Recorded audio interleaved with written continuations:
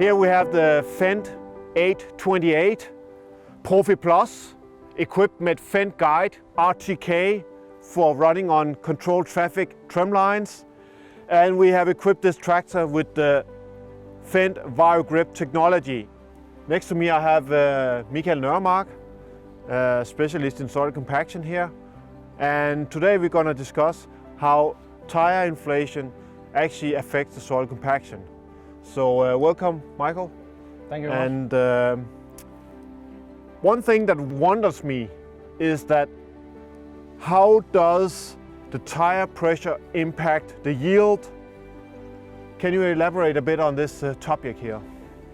Yeah, I mean, research back in time have shown that when we do field experiments with different tire inflation pressure, for example, just after a very firm and tilled soil, and look at the yield afterwards, we see that the yield actually increased by maybe 3 to 8% compared to where you are driving with a normal pressure. A normal pressure is 1.1, 1.2 bar for a tire like this.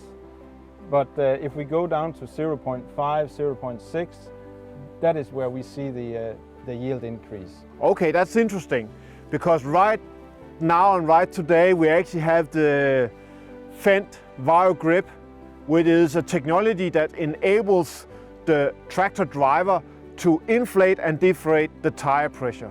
Here we have a technology that actually opens the opportunity for the farmer to adjust the tire pressure right to the specific needs.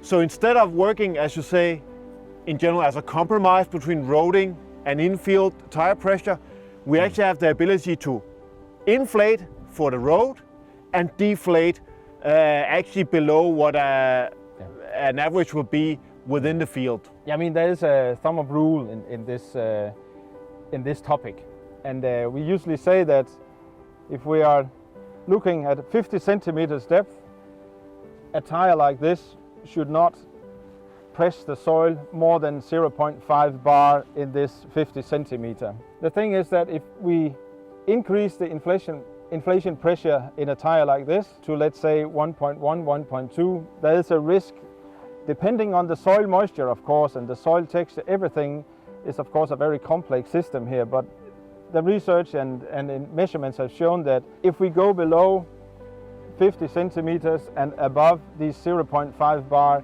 we have a damage to the soil, a compactness of the soil that is very, very difficult to restore again. It takes a long time for the soil to restore after such a compaction. So that is a thumb of rule: 50 centimeters, 0.5 bar.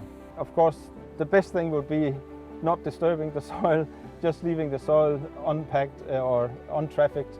That would be the best scenario, but we can't do that. But I think the development is going in the right direction based on the research results in the past, where we define these limits, you could say. One example on this farm that we are visiting here today, they are using the VarioGrip technology here on the tractor. And they are a strong focus on reducing soil compaction. Because as you see here, we have forest grass here, and this is a forest grass crop that lays in this field for 2 or 3 years. And by cutting 4 to 5 times per year, you will actually see that this field is trafficked roughly 20 to 30 times in one season. So focus on tire inflation is a key to support a high yield. And here in this particular case, I talked to the manager here at this farm, and the infield, they're running on 0.6 bar when they're infield, and they increase the tire pressure when they come into the roading mode to 1.7 bar. So this is a very practical example of how it's used in practice with the central tire inflation system. I'm happy that you joined me here today to discuss this topic. I know there's a lot of farmers interested in the topic, so thank you for participating. Thank you very much. Welcome.